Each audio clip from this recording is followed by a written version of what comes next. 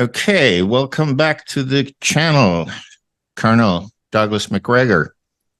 How's everything in the United States with you? Peachy. What did that mean? Well, it means everything is good, which I'm being facetious, as we say, or Okay. not too serious. Let's start off with this. Last time we spoke, we talked about the conflict between NATO, proxy war, Ukraine, Russia, and so forth. Let's start off where we left. There's some information figuring, going around that some of the weapons designated to be sent to the Ukraine from both U.S. and I guess from Great Britain and others, West, is being redirected to go to Israel. Let's start off with that. What's your opinion about that? Well, you understand, I'm sure your viewers are aware that we have sent almost all of our war stocks in many weapon systems and ammunition to Ukraine, with the result that we don't have a great deal left. And it was decided that given Israel's precarious situation right now, and it is precarious, by the way, that they needed whatever 155 millimeter ammunition we had, plus other types of ammo. And I think it's also reflects something else. The war in Ukraine is lost. It was lost a long time ago. The Russians are sitting on virtually all the territory that is Russian historically, except for Kharkov and Odessa, which they will undoubtedly move to take at some point in the near future. But for the moment, they're not advancing very, very quickly to the West because they simply don't want to govern Ukrainians. Mm-hmm. What they would like is an end to the war. They'd like to have a Ukraine on their border that is neutral and not aligned with NATO. It's very simple. Yeah. And everyone in NATO continues to resist this idea, except for obviously Erdogan, who is technically in NATO, but more important, Hungary. Yeah. Now Slovakia seems to be right? signed on. And I expect the Poles will come around to the same conclusion that it's time to end this war. I think Europe is in the middle of a swing to the right. I think we're going to see a new German government at some point in the near future that is to the right of center. And I suspect that will happen across Europe because it's a matter of survival for Europe, for reasons internal to Europe. But the war in Ukraine is effectively over. We continue to send money there, keep Ukraine on life support, because people in Washington refuse to admit that this has been a horrible mistake. That our interference in this matter has caused the deaths of at least 500,000 Ukrainian soldiers. And how many wounded is anybody's guess. Yeah. And almost half the population is either out of the country, wounded, dead, or sitting under Russian control right now. Yeah. So it's a terrible situation. Yeah. The sooner the better for everybody. Yeah. But again, no one wants to admit they made a mistake, and we can't afford it. We're piling up debt at a rate that boggles the mind. No one can even believe the levels of debt that exist in the United States, and I suspect we will continue to do that until we implode financially, which I'm not sure is that far off. Yeah. Well, the same thing is in the European Union. I mean, there's 600 billion euros being sent to various war efforts, mostly Ukraine. And that is all taken up as loans, which has an interest to be paid back. And You and I know who are doing this. The banks and the war industry. They're making money. I heard an interview with one of the executives of Raytheon. He spoke to a person that it was redacted that actually had recorded it. He said, well, we'll increase our profits with 4 billion as long as the Ukraine war persists. And now with the conflict in Israel, we'll add another 5 billion to our profits. So there are, of course, people profiting from military conflicts, and that's always been that way. Uh, if we go back to the Middle East, I mean, that is such a complicated issue. But what do you think? How will this conflict play out? I saw just today that they're actually going in with ground forces from Israel into Gaza. How do you think it will play out? Is there an end to that? What do you think?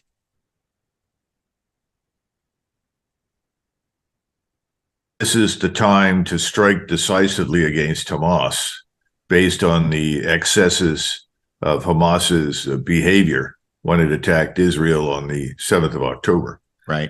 And obviously, those attacks horrified everyone who witnessed them. No one disputes that. But I think his assumption was, I can now use public sympathy for Israel to justify whatever I want to do against Hamas. And whatever he wants to do has turned out to be as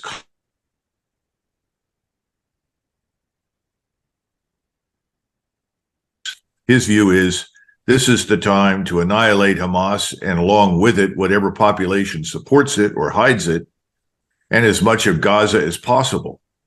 Mm-hmm.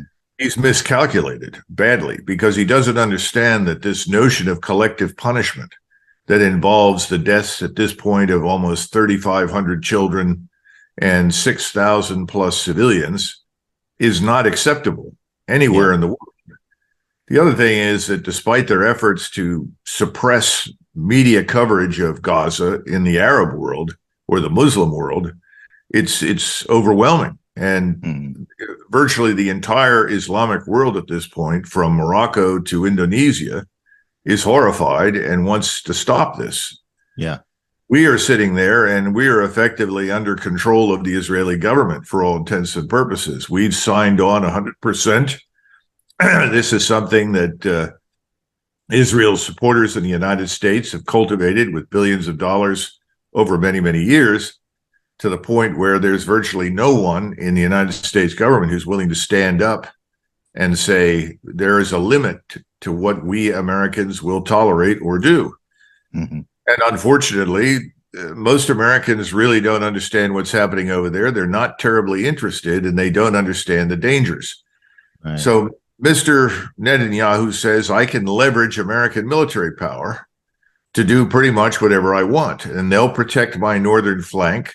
That's why you've got the carrier battle groups out there. We've moved B-52s into the region.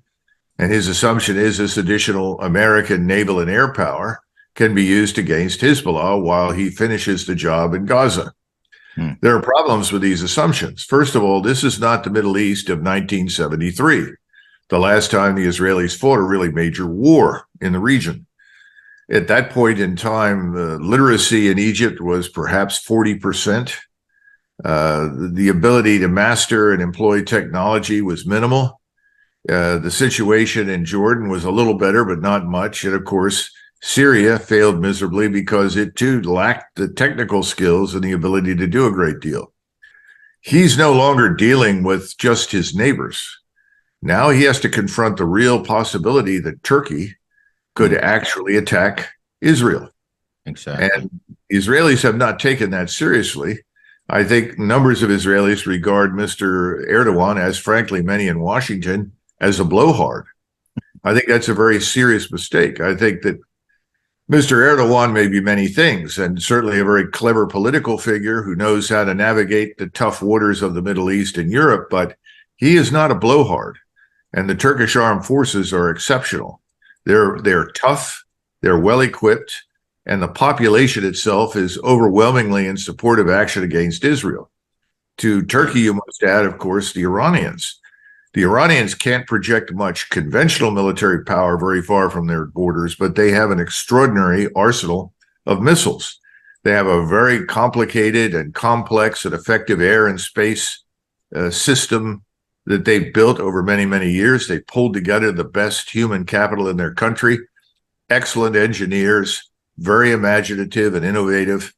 They pose a real threat to the Israelis. If you look at the range of their weapons, their theater ballistic missiles, which are now very accurate and very lethal, that number in the hundreds, can reach out to about 1,200 miles. Yeah. 1,200 miles, more than sufficiently covers Israel. And Exactly. Israel can turn to its Iron Dome, but any air and missile defense system can be overwhelmed by numbers of missiles hurled at it. Yeah. And we haven't even talked about the missiles and rockets that Hamas can obviously fire that would absolutely destroy northern Israel. So Yeah. my concern very early on was that Mr. Netanyahu and his government have miscalculated. They don't realize that the entire region is now united against them. I mean, you have the two great Islamic powers, Sunni Turkey and Shiite Iran, who under normal circumstances are almost at each other's throats, who now are willing to cooperate to destroy Israel. Yeah. I've been urging people in the United States to come to terms with this reality, particularly in Washington, because Israel could ultimately emerge from this war in ruins and effectively cease to exist. Yeah. And I don't think anybody understands that. Israel's very survival as a nation on the map in the region is open to question now, which was not true in the past. However serious the odds were against Israel, Israel enjoyed enormous advantages in terms of its technology, its human capital, and of course, American backing. We too are very limited. The problem in the United States is that people have not come to terms with the reality that this is not 1991. Not only do we not have the forces that we had in 1991, we have really deteriorated dramatically in terms of our military power. Mm-hmm. We have trouble recruiting for our armed forces for reasons that are internal to the United States. People are unhappy with these diversity, inclusion, multicultural programs with which you are familiar. Yes. So, Americans, red-blooded Americans have said, to hell with this. I don't want to be part of it. So it's very hard to recruit. And of course, demographically, our population has changed. So we're probably on a good day, if we're lucky in terms of sheer numbers, we're 60% Americans of European extraction. And back in 1991, we were probably 85% or 80% Americans of European extraction. So immigration, legal and illegal, has had a profound impact here. Yeah. We no longer have a body of Americans who can agree on very much. In fact, we're divided here in the United States. Yeah. So I have bad feelings about this. I think Israel has picked the wrong time to attack and try to eliminate the people in Gaza. I think it's going to backfire badly on. We haven't even mentioned Egypt. Yeah. Egypt is so important because Egypt has maintained good relations with Israel. Yeah. And they also have control over the Suez Canal. Yeah, of course. Yeah. Well, we have to reckon that once this thing blows up regionally, we'll lose access to both the Straits of Hormuz and to the Suez Canal. And every month, 20% of the world's oil supply passes through the Straits of Hormuz, and 25% of the world's liquefied natural gas supply moves through those straits. Bottom line is there's no good news here for us. No. We don't benefit at all. The United States and Europe at severe risk of all of this. And then, of course, your very large Muslim populations in your country are a catalyst for real conflict because they are universally allied or aligned with their co-religionists, if you want to call them that, in the Middle East and Africa. And I don't see any good news. So I would like to see a ceasefire. I would like to see the great powers come together and try to resolve this, but there's no leadership in Washington to do that. None. Nor in the United Nations Security Council. They had a resolution proposal that was basically voted not approved. They wanted a ceasefire resolution. 120 of the member states said, yeah, we want it, but enough, I think it was 45, said no. And Sweden, of course, put down their vote. Didn't vote at all. So I'm really pleased to hear that. If we go to this, do you think if this conflict in the Middle East continues and the United States get more involved in it, Uh, is there a risk of a real war, a regional war? And then we're talking about the Muslim united world against the U.S., the West, and Israel. Is that a risk? What do you think? Well, the problem right now is that we don't have much to send beyond what we've already sent. What there is of our small army of perhaps 450,000, the combat power, the punch, if you will, of that army is sitting in Poland, the Baltic states, and Romania.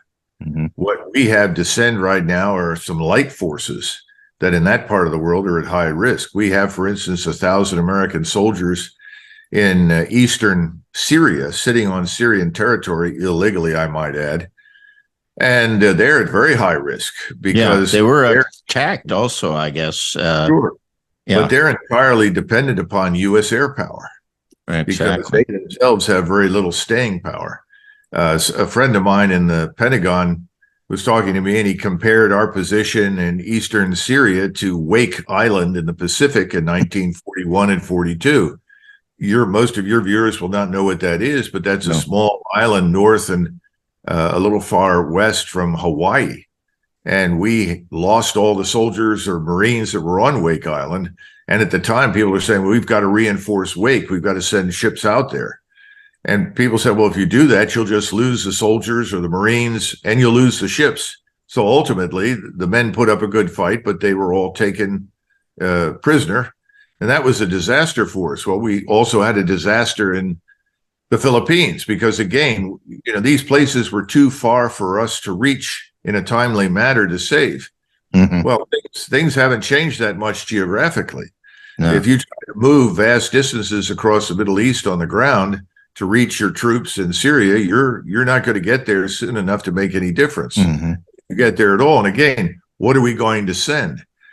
Someone also mentioned to me recently, well, perhaps it's time for a draft. Yeah. I don't see any evidence that anyone in the United States would support such a thing because they would not regard this as justifying a draft. Mm-hmm. We had President Biden who gave this, what I consider to be utterly ridiculous speech to the American people and compared today's situation with 1941 after Pearl Harbor. Yeah. Talking to us as though this is the great moment. We Americans can do anything. We can spend as we need. We can afford everything. And we are invincible and invulnerable. Well, I've got news for everybody. We're not. And then, of course, right, there's more talk right now about attacking Iran than there is about Israel, Hamas, and Hezbollah. Yeah. In other words, talk about, as we say in English, putting the cart in front of the horse. There is this passion in Washington war with Iran. And again, Iran is not the Iran of 30 years ago. No. Iran is much more capable now. And behind Iran stands Russia. Yeah. Russia is not going to abandon Iran. They're not going to sit still and just observe this. This is something else we don't get. They're not going to allow it. And, the Russians will counsel restraint. I think President Putin has already done that with Mr. Erdogan. But the Russians aren't going to throw themselves in front of the onrushing train. They're going to say, well, this is happening, and we're not going to allow certain things that are in our interest to happen. In other words, we won't let the Americans destroy all of these countries. Then standing behind Russia is China, whose principal goal is not war, but to do business. Mm-hmm. And China is desperately trying to expand this One Belt, One Road project. Right. We keep portraying China as this aggressive military power. Nothing could be further from the truth. The Chinese depend for their very lives on commerce, for the influx of food and oil and resources from Africa and the Middle East into China. They don't want to put their sea lanes at risk, and they're very heavily dependent upon Russian resources, so they don't want Russia destroyed. So what do you do if you're Chinese? Well, you stay out of it, but you support as much as possible the people under attack. So I don't see any good news for us. No one has thought this. There is no end state that we point to that serves our interests or Israel's. Yeah, there's no exit favorable. I thought about what you said there, and endless resources. Wasn't it Victoria Nuland that was made a statement recently where she said, we can afford all of this. We can afford billions and billions to support our cause in various wars.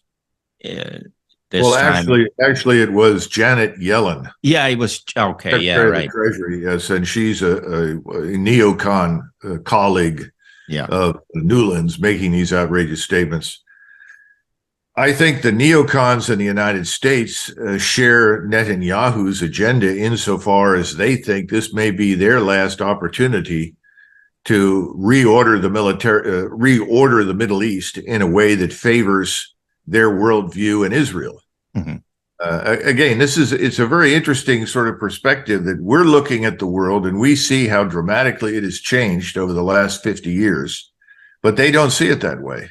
Mm-hmm. They seem to think that we, backing Israel, allied with Israel, working with Israel, fighting for Israeli interests, will change a region in our favor.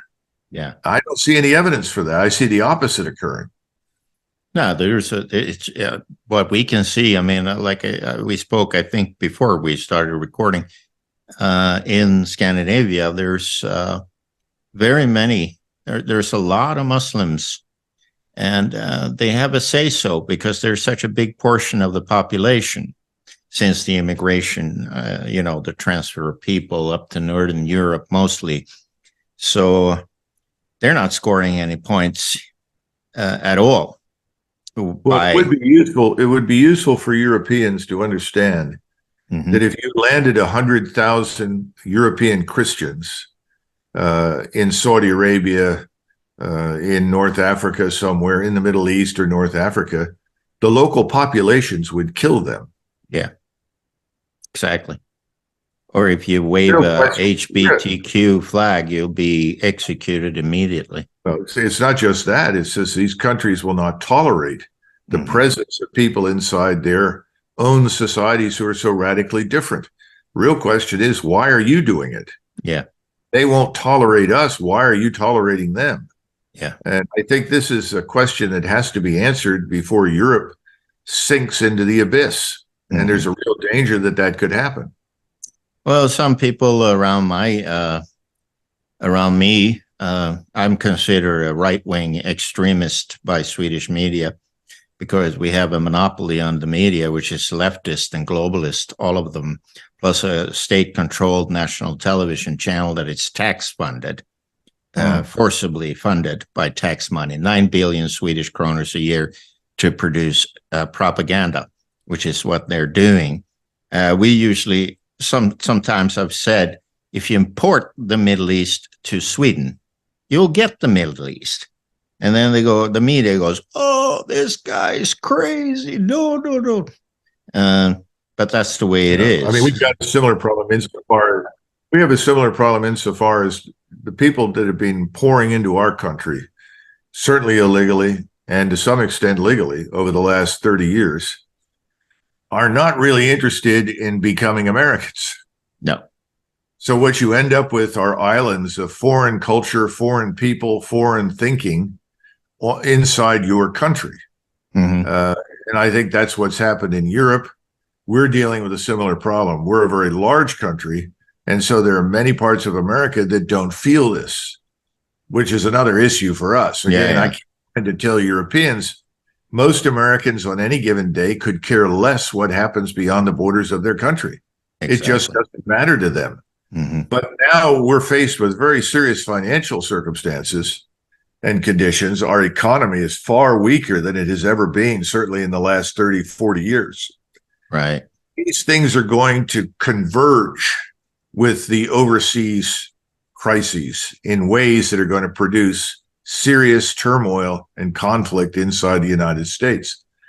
So the notion that we can fight an open-ended war in the Middle East or anywhere else that's designed to change that part of the world while we sit here comfortably is simply deranged.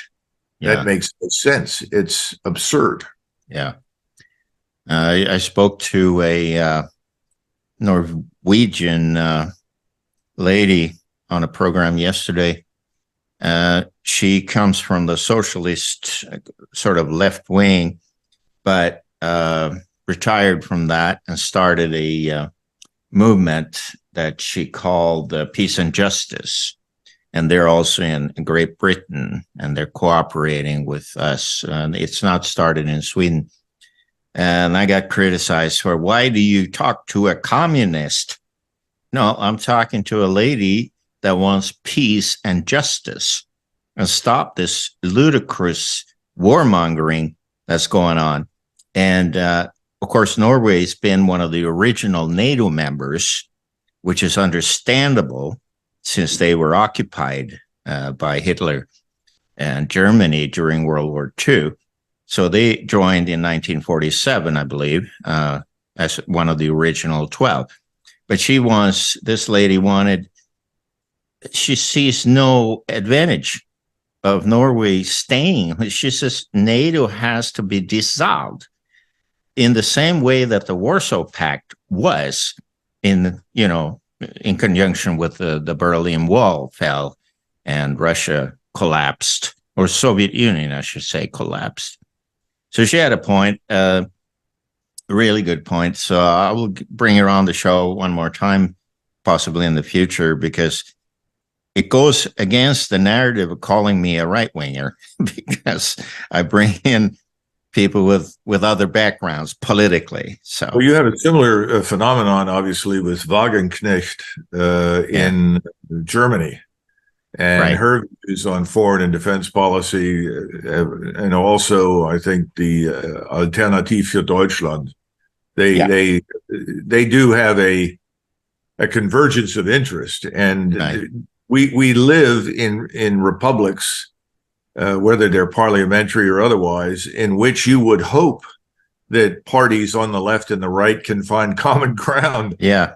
I see this as essentially positive, but you're dealing with the last vestige of this post-war liberal order. Mm-hmm. And this thing came about as a result of the Second World War. We all understand that. Well, the Second World War has long since ended, and more important, the most important legacy of that war was the Soviet occupation of half of Europe and a large part of Asia. That too has fallen apart. It's gone. Yeah. And at the time that it fell apart, most of us in NATO, I would say most of the Americans and certainly almost all the European officers that I dealt with felt strongly that NATO should be a force that is there to ensure there are no more wars in Europe. Right. That's what we thought the thing was kept in existence. Yeah, well, it was, to prevent history repeating itself, basically keeping Germany out of the possibility of starting something similar to what Hitler did. That was the idea, a peace alliance, an insurance policy. But, well, I think the Scandinavians continue to worry too much about the Germans. And I would argue that the Second World War in Scandinavia needs a re-examination. Mm-hmm. There is not much truth in what is stated about the Germans during the Second World War in Scandinavia. But beyond that, the problem is that now this has switched to this absurd picture of Russia as a vicious, evil dictatorship. It might as well be Hitlerite Russia now. And Russia is not Hitlerite, and it certainly isn't communist. And I see no evidence that the Russians have any interest whatsoever in occupying Norway. No. Or anybody else in Eastern Europe, because it's bad for business. Exactly. Territorial imperialism is a loser. Yeah. That's why it went out of business. That's why everybody eventually abandoned the colonies. Just asked somebody today. I was with some Nigerian officers a few years ago, and these Nigerian officers said to me, Colonel Macgregor, do you think we could persuade the British to come back here and rule us for another 20 years? We need help. And I looked at them. I said, no. And I don't think you're going to find anybody in Great Britain that wants to go back. This is all nonsense now. Yeah, I know. Needs to end. And we need to stop looking at the Russians through this bizarre lens that is being created in the media. Yeah. Keep in mind the same people who are arguing for the destruction of Russia are very much the same people who now want to destroy Iran that are living in Washington. Yeah. I mean, it's unmistakable. Yeah. And people need to wake up and figure out there's something radically wrong here, because this very well-financed minority of elitists in Washington, maybe perhaps in your part of the world as well, Yeah. are driving all of us into wars that we really don't need to fight and certainly don't want to fight. No. Sweden's eagerness to join NATO switched from, a year and a half ago from saying no to we must. And of course, we have a very influential family. Their name is Wallenberg, and they own pretty much most of the war industry. Sweden has always had a formidable. We have formidable fighter jets, weapon systems of our own. About five or ABB is a big company. Ericsson Communication owns big parts of Raytheon, General Dynamics, and are involved in this industry. So my personal opinion about the switch from staying neutral that Sweden has been for 200 years plus to suddenly lobby to get into NATO and applying and trying everything they have to convince people that this is a good idea. Of course, Viktor Orban in Hungary and Erdogan in Turkey has been a bit reluctant to let Sweden in for religious reasons when it comes to Turkey, and for Orban's nationalism that's been criticized by the Swedish government, saying that he is not a democratic country. And that has pissed him off. And whereas he says, no, I will not approve Sweden's NATO application. Well, there are two things that are worth mentioning. First of all, Swedes and Finns both need to ask themselves the following question. Having been neutral now for a very long time, how has that worked out? Has that worked out just great? Yeah. Has that been a disaster? Has it harmed Sweden or Finland? So if it hasn't, the question is, why change it? Exactly. That's the first thing. The second part of this, and I think this is very important, when Eisenhower was president, he made several statements at the time that NATO was growing and expanding in the 1950s. He said, first of all, if NATO still exists 10 years after I leave office, he left office in 1960, well, then we failed.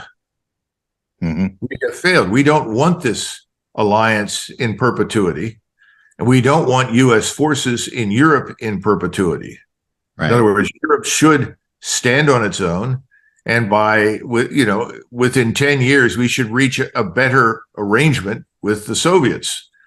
Right. He subsequently wanted to use Austria and its neutrality as a model for most of Eastern Europe, because he said, first of all, we can't defend all of these places.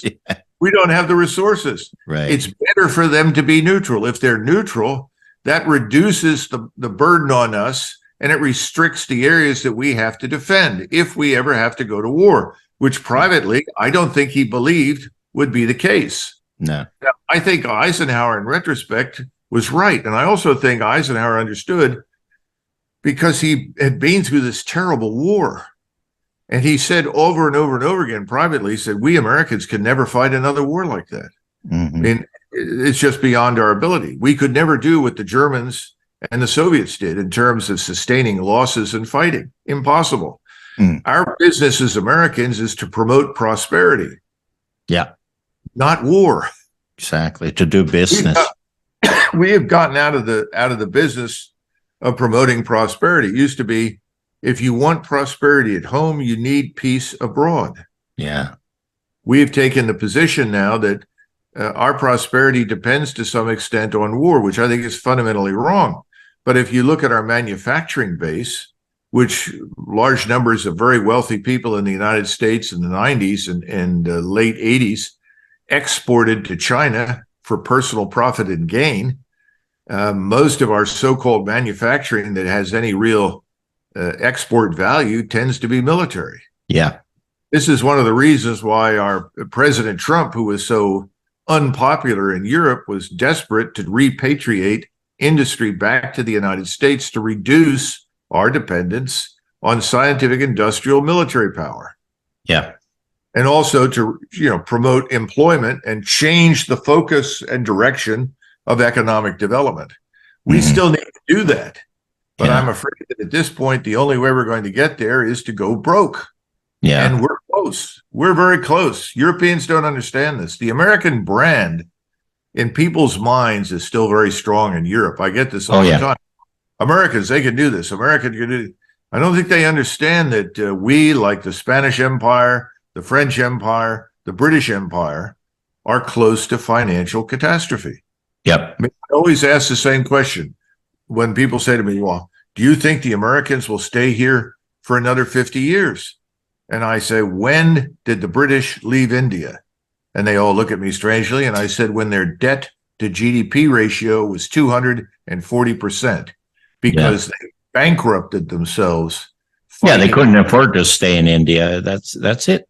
But they bankrupted themselves in World War II. Yeah, exactly. And if you go back and look at the British focus at the time, they were worried about their empire, not you. Exactly. Because India was the big source of revenue. Yep. And so they thought in terms of how do we protect the empire and fight the war in Europe on the cheap? It didn't work. We bankrupted them, the United States. We brought down the British Empire. And nobody understands that. I think maybe some of the British do today, but the truth is we're doing it to ourselves now. And it's coming to an end. So Europeans really need to stop and look inwardly and think carefully about where do you want to end up at the moment, but we're simply no longer there because we cannot afford it. All this talk from Yellen is nonsense. Yeah. Yeah, but the European Union is going the same way, unfortunately. They don't realize that now they're trying to call up another 500 billion kroners in deficit because there's a budget negotiation now, what they're going to do with the tax money in Europe until 2027, which is the coming period for their spending. And there's a deficit everywhere, and it's all based on credit. It's based on loans, created money. So, and the other thing that Europeans need to keep in mind is our experience with people inside the United States who were not Americans. In 1929, when the stock market crashed, and in the years that followed, President Hoover signed an executive order deporting 9 million Mexicans. Now, did we deport the 9 million Mexicans because we don't like tacos and burritos and because we don't like their music and we don't like Mexicans? No, had nothing to do with it. We deported them to open up jobs for Americans who needed employment. Now, the subsequent presidents deported another 5.5 million Mexicans, all the way up through Eisenhower. Yeah. Again, it was a sensitivity to employment at home, prosperity at home. What are you going to do, and what are we going to do when the economy shrinks? And we're headed in that direction here. I don't know about the situation where you are, but I know it is similar. It might not be at the same level. But I mean, I remember the story. I visited New York City many times, and I've been up in the Empire State Building several times and read about the history, why it was built so quickly, because the unemployment was so horrendous. Every morning, there were thousands of willing Americans standing in line to get a chance to work on the build every day.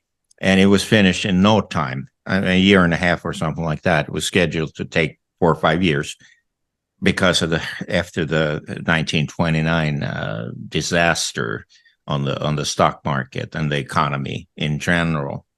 So economy goes in cycles, and obviously it's controlled by incompetent people governing tax money. That is a strong thing in Europe, since we have a higher tax pressure than the United States, and have always had, and especially like Denmark and Sweden is like 60%. Really, it's 80% when you calculate in all the taxes on gas, sales tax, 25% sales tax, 80% tax on gas, 80% tax on tobacco and alcohol. So it's really high.